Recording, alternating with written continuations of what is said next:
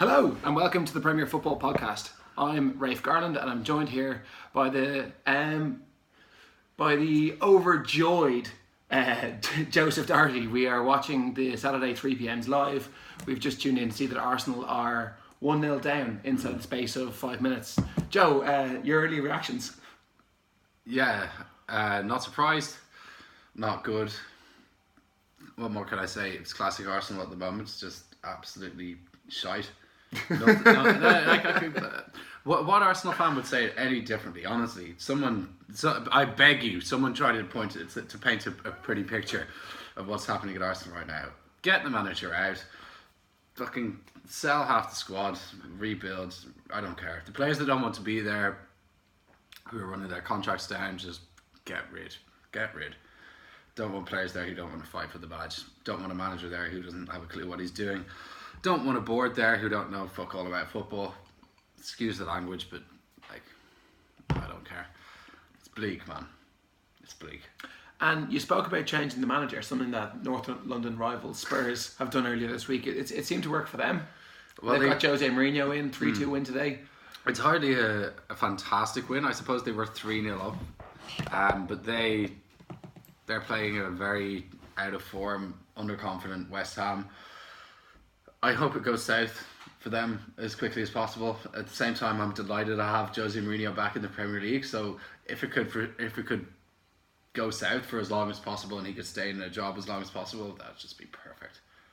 Are you happy to see him back? Man, I'm delighted to see him back, and we loved him at United, and of course mostly because United were doing terribly. I think if Spurs started to do well, we'd really hate him again quite quickly. Of course we would, man. We would really hate him because we hated him up until that spell with United when he was doing really, really poorly. We did. Yeah.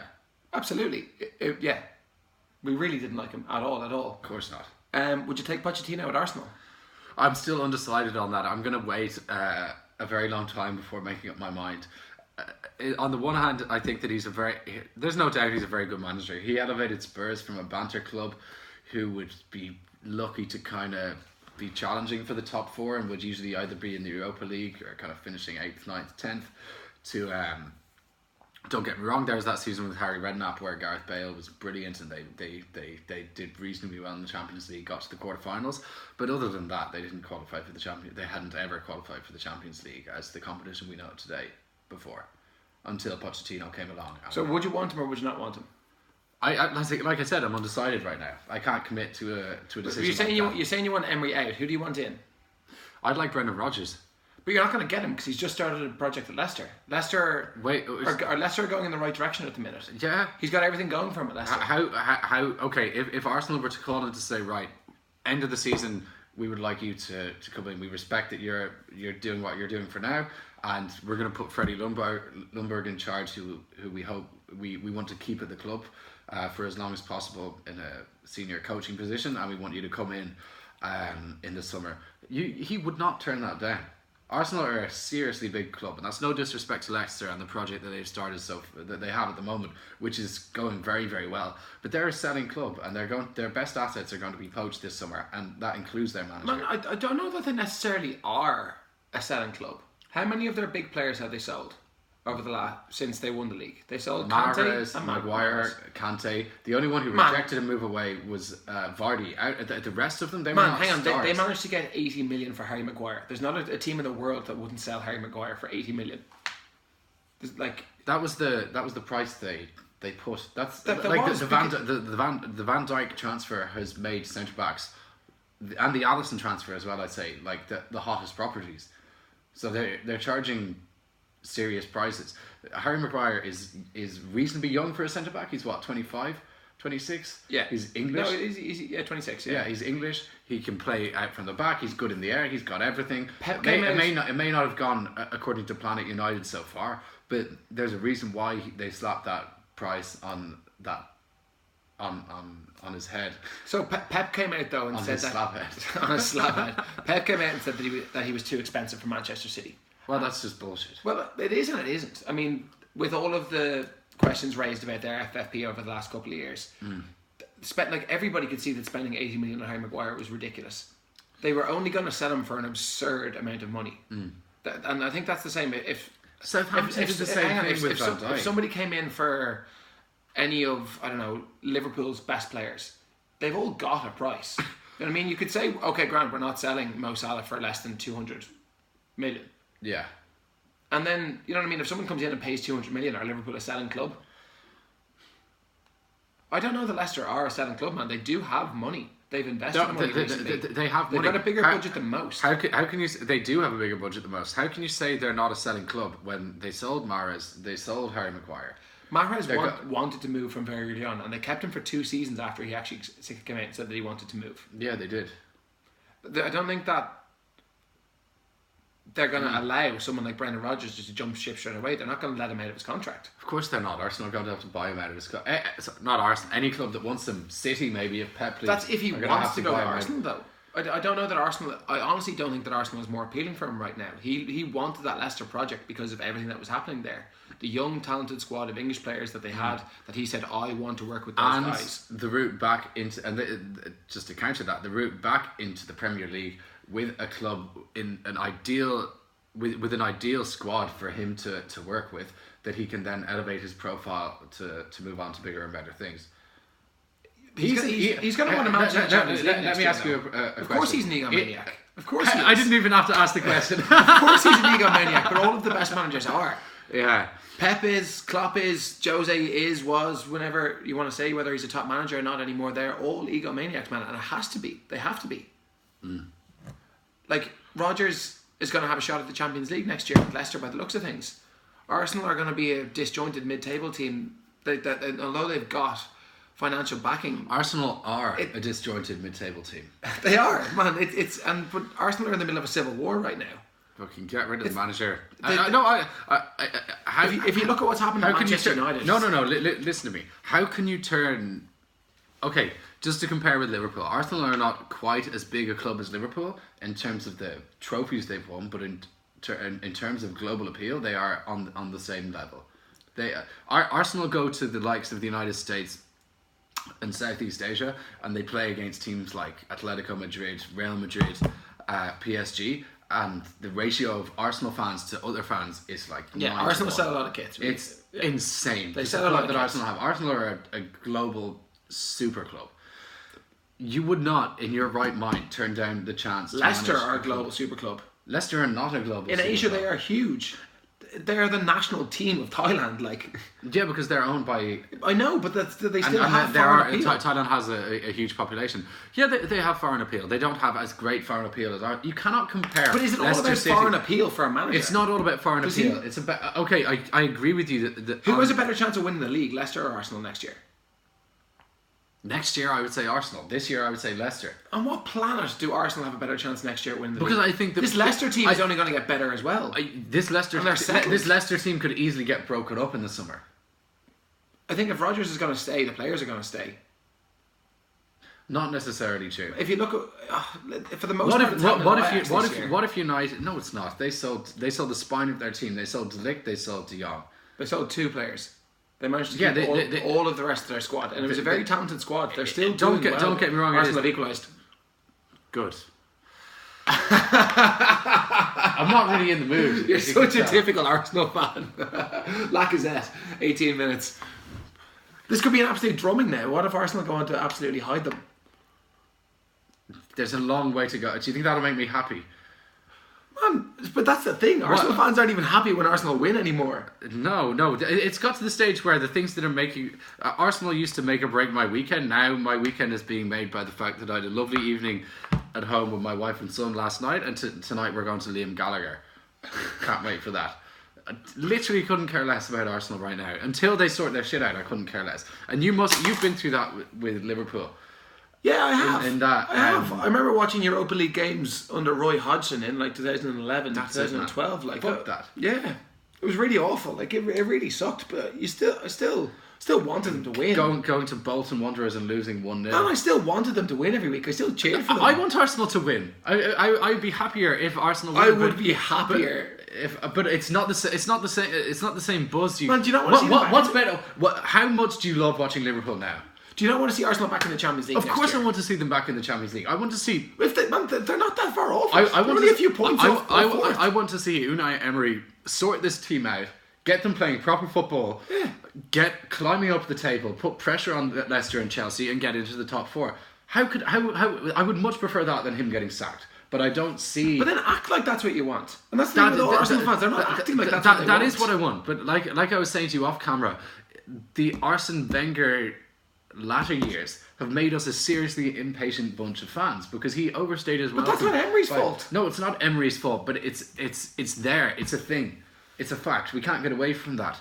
The fact that Arsene Wenger stayed as manager for so long has made me and many other Arsenal fans very impatient. We wanted to let Emery have 2-3 seasons, and the fact that that form has not been good over the past 6 months or so, and I think probably that as well what we've seen happen in the last few days with Pochettino being sacked and Mourinho going to Spurs, a lot of Arsenal fans are thinking kind of, why aren't we acting like that?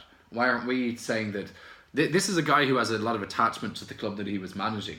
Yeah, Pochettino. He was there 5 years. Yeah, and he turned them into he changed them in terms of like a Europa League club into a Champions League fixture. Got them to the final of the Champions League last year. I know there are issues in regards to the contracts running down of players like Vertonghen and Eriksen, but he did a fantastic job there, even though he didn't win a trophy. And they decided that they would not be patient with him, that his time was up, and they got in one of the best managers in the world, one of the most successful managers. A serial winner. Absolute serial winner. A guy who apparently has come out and said that he didn't fancy the Arsenal job. He said that the structure wasn't right behind the scenes. It didn't appeal to him. He said the structure of the hierarchy didn't appeal to him at Arsenal, so he didn't want to wait for that job. Right. He would say that, wouldn't he? Well, he's the Spurs manager now, man. Of course he would. If Arsenal had offered him a job, he would have taken it in a heartbeat. You think so? Absolutely, no questions asked. If Arsenal had offered him the job and Spurs had, he would have taken the Arsenal job. I get what you're saying, though. I think that all fans want to see progress. They want to see the team moving in the right direction. And from this point last year, the team seemed to have gone backwards, not forwards. I'd say a little bit later, man. I'd say kind of March, April. Yeah. But like we were saying on camera, what you're saying. When Emery came in, Arsenal fans all seemed to acknowledge that it was going to be a long road back after Wenger, that things were inherently broken and would need a long time to be fixed. And everyone was saying, oh, he's going to need 2, at least 3, maybe 4 years before things can actually start to take shape in life after Wenger.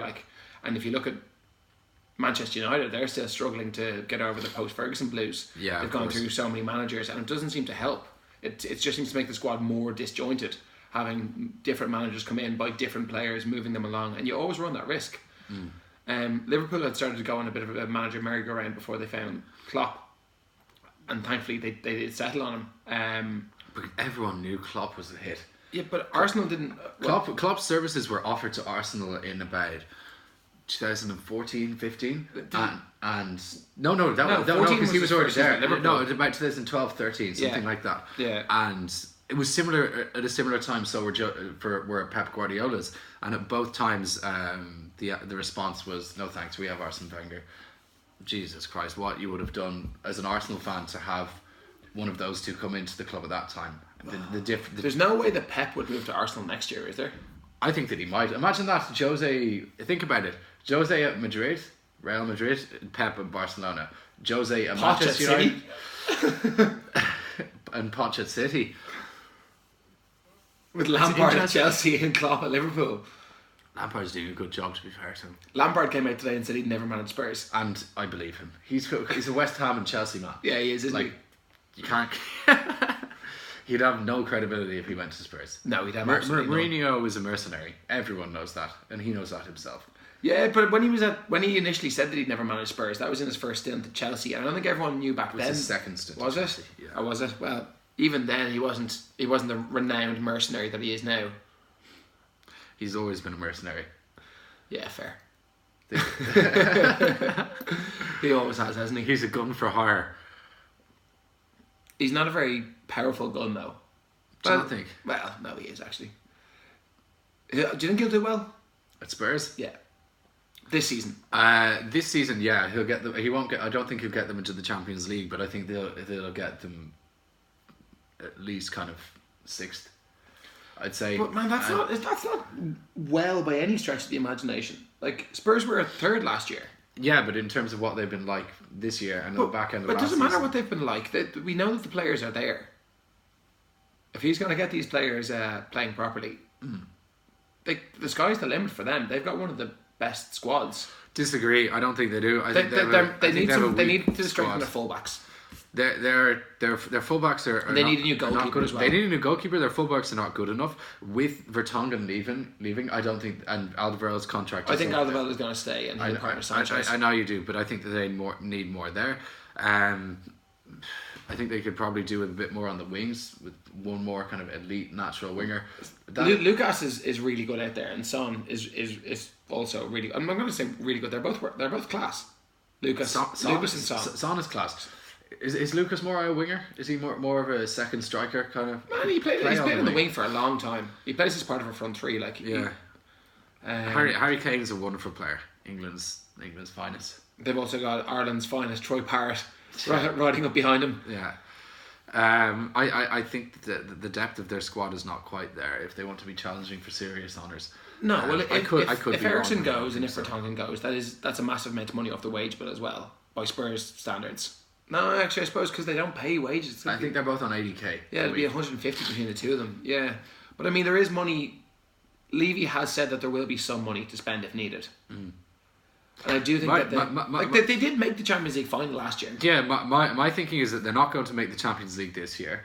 Mourinho is going to demand serious cash in the summer, and Levy is not going to make all of those funds available. There's a lot of talk. If Spurs are interested in a player and they have Jose Mourinho in charge, the club who own the player they're interested in is going to hike up the price because it's Jose Mourinho. He is like the managerial equivalent of Manchester United. It's the United tax, the Mourinho tax. If they're interested in a player, the price goes up. There is the Jose tax. Is Daniel Levy going to go out and spend £80 million on a centre back? I've heard rumours that Spurs are for sale. I've heard that as well, and that Jose is the key to elevate the price of the. He's bringing up the exposure. Same with the Netflix series that they're doing as well. Everything they're doing at the minute is just to expose the brand and try to raise the profile. And what brand? Well, this is it. Try to create a brand and make them, as you were saying, more kind of globally desirable, to increase the price. And then that's why he's given Jose such a large, long contract. Doesn't matter. He has no intention of paying it out after the end of this year or next year. By the end of 2020, he wants to have the place sold. Yeah. And then, well, it's their problem. I mean, if they want to keep him or get rid of him, that's up to them. But the plan is to raise the price, the sale price, by bringing in guys like this. So maybe he will shell out for one or two marquee signings because you get that money back in the cost of selling and buying a football club. Can't see it. I think with everything you have to look at history and look at when a certain person or a certain club has acted like that. And well, I suppose this is surprising in the fact that Spurs have broke the bank to go to get Jose Mourinho in, but they've never done that with players. And Ndombele is their record signing, right? From this summer. Yeah. I can't see it. And he was the first player they signed in 3 years. Yeah. Well, no, it wasn't. It was 3 transfer windows. Oh, 3 windows. Sorry, yeah. Yeah. Moutinho scored for Wolves, by the way. They're 1-up against Bournemouth. Right. At home. Oh, no, away. That's decent. If Wolves can hang on, that's not a bad result. Still goalless between Brighton, Leicester, Still Palace and Liverpool, Everton. We picked the wrong Saturday to go live, man. We were both very busy during the week. We wanted to do this on Thursday, but it just wasn't the day, was it? Yeah, and apologies to anybody who was sitting at home expecting to be listening to our special on sports washing this week. Technical difficulties during the week prevented us from recording the show, and just busy lives. And then with everything that happened at Spurs, we just decided there was going to be more talking points. So we will go back to that. We want to do it properly. It is something that we're interested in doing. So we will get that done probably over the Christmas period. Yeah. A special feature on sports washing. Unless someone else gets sacked. Someone high profile. Well, I think there might be a couple of sackings, but we should have plenty of time to get it done. Yeah. So we will come back to that. 0-0 across the board in the Premier League, other than Arsenal and Wolves. Liverpool failing to break down Crystal Palace. 4 years since Christian Bull, as it's being described. You know the day I'm talking about.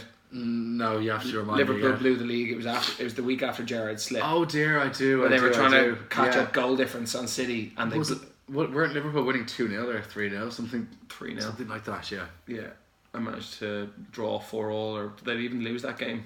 No, they drew 4-4, I think. Yeah. Having been 3-0 up.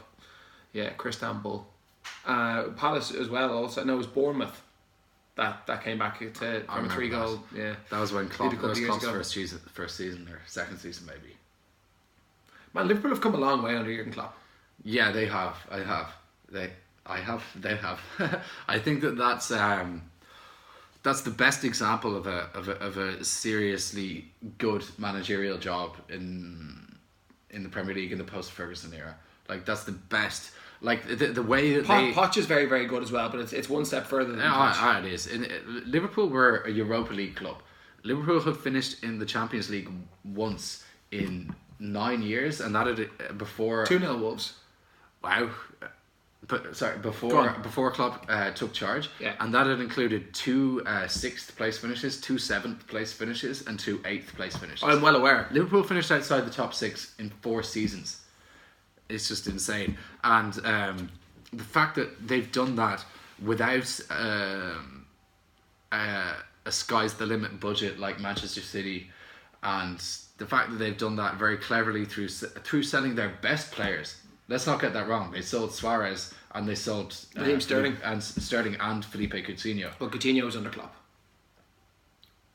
No, yeah, I'm talking about Klopp. Okay, Yeah, like what Liverpool have done as a club and what Klopp has done as a manager. Like that whole, just how he's done and how the philosophy. They were playing attacking football under Rodgers, but it was much more possession based. Yeah, they've almost gone full cycle. They're almost back to where they were under Brendan Rodgers. No, the thing about Brendan Rodgers though, man, the football they were playing under Brendan Rodgers was explosive. I mean, they would come out and blow teams away in 5 minutes. They in the season that they almost won the league, it was like that. But in the other seasons, it wasn't. Yeah. It was more kind of Arsene Wenger tippy tappy, like trying to score. No, the only issue they had under Brendan Rodgers was conceding goals from crosses and set pieces. They couldn't defend a ball into the box to save their life. But they played some brilliant football that year. Yeah. Yeah. I've heard this week a lot of people come out and say that prime Luis Suarez is the best Liverpool player of the decade. Better than prime Salah and prime Gerrard. They'd have a point. I think that he was. I think that Salah has got more. The way that Salah plays his game, he relies on more support from his teammates. Yeah, he does, doesn't he? The way that Suarez played, he was just hell bent on doing it by himself. And he was anarchic, wasn't he? I was a big fan of Fernando Torres when he was playing for Liverpool. He was a finisher though. I just thought he was the complete package. He was like Ronaldo, the original Ronaldo. He was. Yeah. But my point being is that as much as I loved Fernando Torres as a player, there's no denying that Luis Suarez for Liverpool was better than Fernando Torres was. And that season where Liverpool should have won the league under Rodgers, Suarez was just relentless. It was him who was driving that team on from the front, leading by example. Coutinho was brilliant in midfield that year. He was Sterling and Sturridge as well, but Gerrard played very well. Henderson was brilliant that year as well. He really burst on the scene and he looked good going forwards as well that year. I think that was his best attacking year in terms of numbers. Even Mignolet looked good that year. Yeah, he did. Lovren looked good. I watched Lovren playing back then. I thought it was Skirtle and Agger still. No, I watched Lovren. I watched some clips of Lovren doing Lovren things earlier. Like he does. Like he does. He's been relatively solid though this year. Since he's come back in from Matip. Yeah. We haven't had any of those Lovren moments yet. Yeah.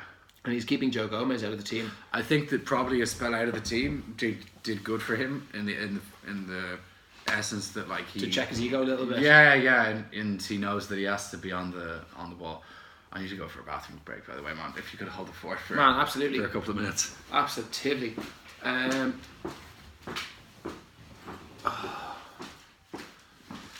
We'll talk while Joe's gone very quickly about Manchester United. Actually, is where I'm going to have a quick word. Actually, no, we're not going to talk about Manchester United. I'm going to talk about Chelsea and Man City this evening, which is obviously the big game of the day. It's in the Etihad, and as Joe was saying earlier, we're both obviously hoping for a Man City win this evening, which is it kind of breaks my heart to say as a Liverpool fan, but we are going to see Liam Gallagher this evening, so we'd be worried that he's not going to actually make it on stage if Chelsea get any sort of result. And I think there is quite a strong possibility that Chelsea might get a result. I think it'll be one of the most exciting games of the season, really end to end stuff. Joe, Right. Man City and Chelsea this evening. I can see that being really end to end. I can too. I think that Chelsea, I think both teams are going to leave themselves open at the back and just go for it. City need to go for it, don't they? Well, they will. They only play one way though. That's true. And I don't think that Chelsea have the defensive resolve to go there and shut up shop. I think it's going to be a shootout, man. Yeah. Who's at home again? I can't City remember. are at home. City are at home. But they've lost a couple of games at home this year. They have. Do you know what? They lost to Wolves at home, man. I'd probably prefer a Chelsea win. No, I was telling the viewers that we're going to see Liam tonight. So we're obviously hoping for we're hoping for a City win. Otherwise, I was going to say we prefer that. That's true. Yeah. With the day that's man, it's a late kickoff as well. He's going to be watching that like an hour before he comes out. Have it on in his dressing room, won't he? Yeah. Man, he'll be in a pub watching it. He won't be in the dressing room at 5:30. He won't be on. He won't be on till 8:30. He'll be in a pub. I'd love to meet Liam Gallagher. I'd say that he's the sort of guy that you could actually have a chat with. Like, he's not too up himself that he wouldn't sit down and... Oh man, I'm sure he'd sit down and have a chat with you, but I don't think that means he's not up himself. No, I think he'd probably be the first to admit it. He knows that he's he's Liam Gallagher. Icon, idol. Absolutely, yeah. Hopefully everyone else is into the Oasis and Liam Gallagher. Like, it's... Well, we'll do a Blur Oasis poll this week, actually. I think that'd be good. Here, we ran a few polls this week. Yeah. There's one. I did a Pochettino at Arsenal one, which 146 votes, which for the size of what we are at the moment is pretty good. 71% said yes. Yeah, which is huge. Massive, absolutely massive. Do we have a few others? I can't remember off the top of my head. I need to check Twitter, but my phone is otherwise occupied. Yeah, fair enough. Excuse me. This is a rough and ready podcast. No editing because we have to go out later, so we don't have time. No, it's going up. We will quickly revisit some of the international stuff. England have qualified for Euro 2020, and the draw has essentially been made. In essence, have you seen the state of the draw? No. I saw the playoffs. They've announced like half of the groups because the host nations have to be in certain places at certain times and play X amount of games at home. Right. So I think in one group they've even announced it's Belgium, Russia, and there's another. They've announced 3 teams in one group. I'm trying to think who the other one was, but I mean, yeah. And then some of the names in the draws are still TBCs when they come out. So some groups have nearly all been picked. Yeah. And some even after the draw has been done, you won't know who's in the group. Yeah. To be honest, I have a few complaints about the way that this tournament honestly seems harder not to qualify for. I mean, Ireland and Scotland and Northern Ireland are all in playoffs, and had Wales not won, they would have ended up in a playoff as well. And you'd never expect those teams to be like all within a shout of getting into the Euros. No. Although in the last Euros... but Ireland have been especially... They've all been especially dour over the last couple. They've done nothing really to deserve places at these tournaments. Yes, certainly Ireland and Scotland. I think Northern Ireland have been okay. Northern Ireland got to the last Euros. They did, didn't they? Defensively, Northern Ireland have been very good. Yeah. But so has the Republic as well. Wales have actually got a decent squad, which is mad because they're a small country and they're so rugby focused. Wales are so hilarious because they've got so many world-class players, and then some of the lads they drag in. Oh, it's so funny. The mismatch of your Gareth Bales and your Gunters. Chris Gunter, yeah. It's just absolutely comical. That's mad, yeah, I know. But that's what international football's about.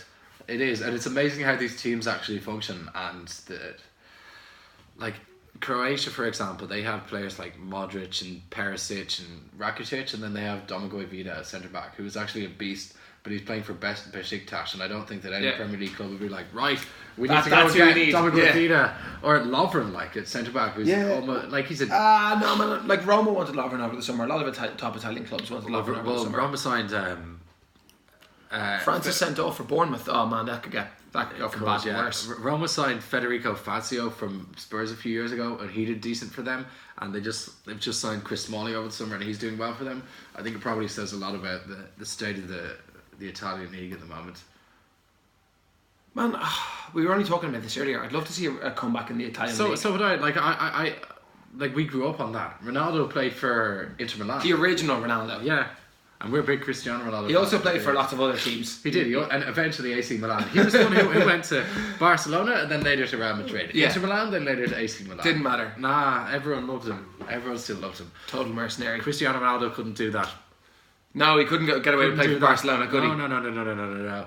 Only the original could. He was too lovable. Serie A was the shit back in the day, though. Yeah, it was what the Premier League is now. Yeah, it was, wasn't it? Yeah. That was where the superstars went. That was where the huge money was. You think of even Gigi Buffon going from Parma to. Are we seeing the end of Spanish dominance, man?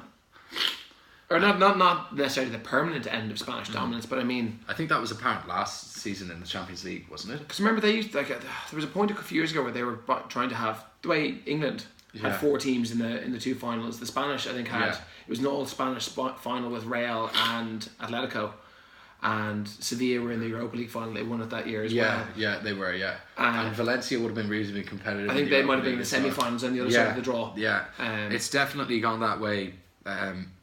With the Premier League, like even think of the rise of the likes of Leicester City, like they're a seriously competitive team. You have to think that if Brendan Rodgers had been in charge for that entire last season, Wolves look like they're going to get out of their Champions League group.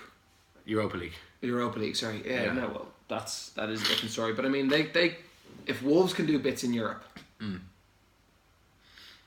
Leicester and Chelsea and Spurs, like Spurs made the final last year. I know, Jesus, you don't have to remind me about that.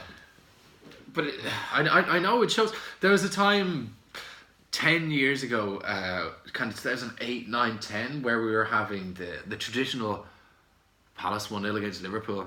That's huge. Liverpool do not do things the easy way. At the moment, they do not do things the easy way. To be honest, I don't know if they're going to win this game for the first time all season. I'm not sure now if they're going to win. Yeah. I don't think they're going to lose it. But it's not a guaranteed 3 points. They're not the team that you want to be behind to. Crystal Palace. Roy Hodgson. We're just gonna go Roy Hodgson for a minute. Yeah. He's done such a fantastic job at Crystal Palace this year. Yeah, he has. The way that he has them structured, like for me as an Arsenal fan, the most frustrating team to watch us play against, maybe Wolves, but also Crystal Palace as well.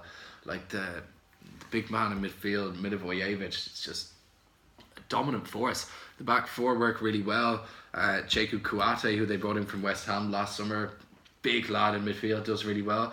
I can't remember the third central midfielder that they've been playing, but I think it's James McArthur. Yeah, they all just work so hard, and they even have James McCarthy on the bench, who's also another really industrious central midfielder. And then of course they have Jordan Ayew, who's a bit of a poacher up front with Zaha and Townsend. But they still go through a lot of work though. Ayew gets through a lot of work. Yeah, of course he does. The only one he doesn't have to work is Zaha.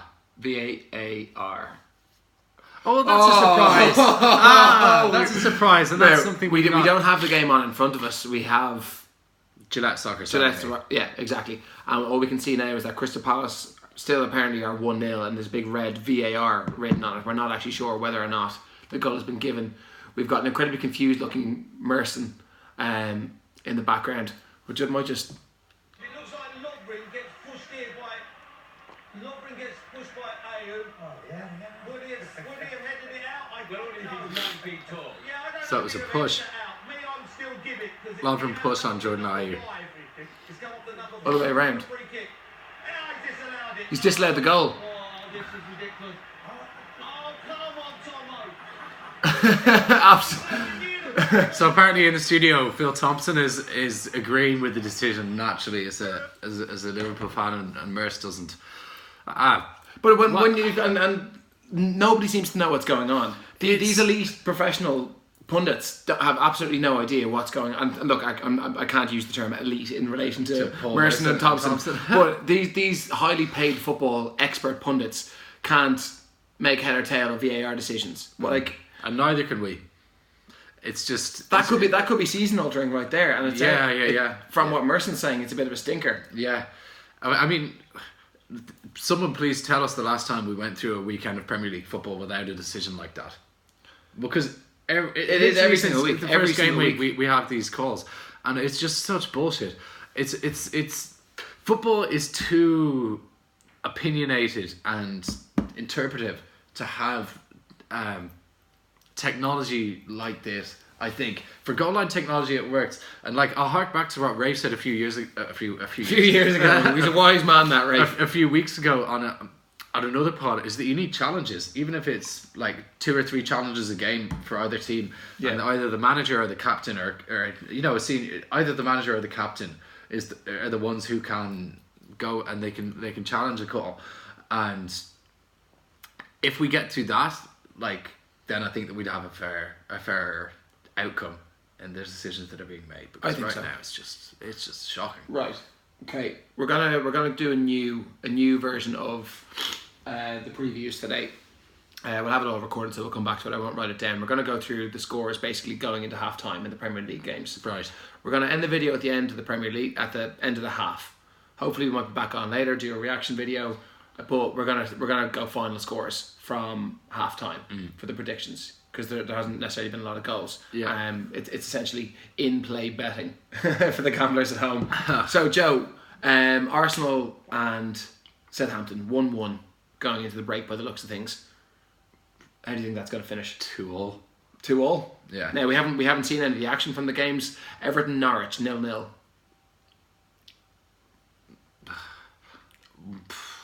1-0 Everton. Ooh, sorry, I'll go back to Arsenal as well. I think Arsenal will probably edge it. Do you think? I think Arsenal will actually win 3-1. If anyone's been watching these regularly, a few weeks ago I said that I would never go against Arsenal unless they were playing City or Liverpool away, and then that changed very quickly. I can't remember the match that it was.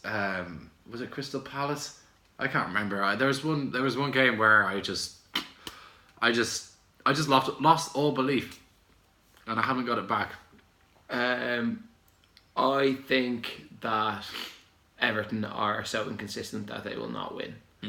I think they will draw 0-0. I think it's going to stay 0-0. Yeah. We've got Liverpool Palace. Or Palace Liverpool even 0-0 going into the break. 2-0 Liverpool. Do you think so? Yeah. Liverpool will ride their luck and nick one. Now Salah isn't playing, you know that. Yeah, I know that. 2-0 Liverpool. Yeah. 1-0 Liverpool, I think. Divock Origi to come off the bench. He's starting, isn't he? No, he's not. Ox started on the right wing. Right. He might get one as well. He's actually in good form. So who else have we got? We have got Brighton Leicester. Yeah, 0-0. I'm going to stick with that. I said that before the match started. I think Leicester would be good for a couple of goals. I think that'll finish 2-1 to Leicester. We've got City Chelsea later on this evening. That game hasn't started yet. 3-1 City. 3-1 City. Yeah. 2-2. Yeah. Yeah, I'm going to say draw. Is that all of the Saturday games? We'll go through Sundays in a sec as well. I think that's probably all of them. We need to wait for Sky Sports to show us the fixtures. Premier League latest. So Arsenal, Southampton, we've got scores for that. We've got scores for Bournemouth. Bournemouth and Wolves. That's already 2-0 to Wolves. With Bournemouth down to 10. 3-1 Wolves. 3-1? Yeah. 4-0. Palace, Liverpool 0-0, Brighton 0-0, Everton, Norwich 0-0. Watford and Burnley. Oh man, that's got 0-0 written all over I'm it, going to isn't go it? 0-0 for that. Yeah. Okay, so we're predicting a low scoring Saturday. United are playing tomorrow, aren't they? Yeah. Who are they playing? I can't remember, man. Sheffield United away. Are they playing Sheffield United away? Yeah. 1-0 Sheffield United. Really? Yeah.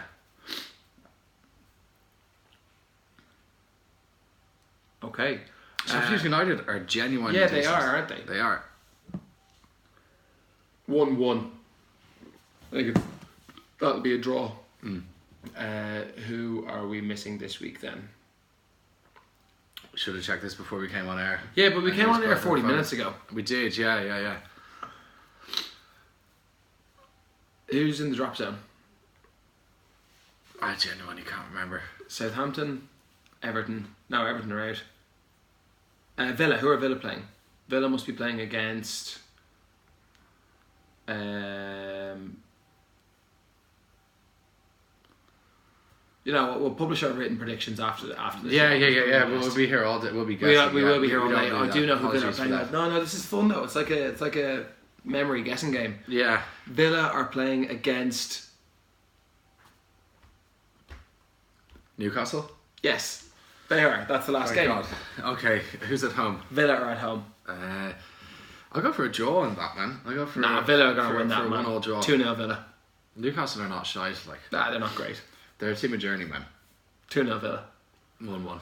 Okay, right. This has been the Premier Football Podcast. I've been Rafe Garland. My mate here is Joe Doherty. Please subscribe to our YouTube channel if you're watching us on Twitter now. Thank you so much for all of your support. We've passed 1,000 followers. 1,100. 1,100 followers this week. It's been an absolute pleasure so far. Let's keep those numbers going. But please bring all your love and support over to YouTube because you don't get paid on Twitter. Right. I've been Rafe. This has been Joe. Thanks very much. We love you guys. Cheers.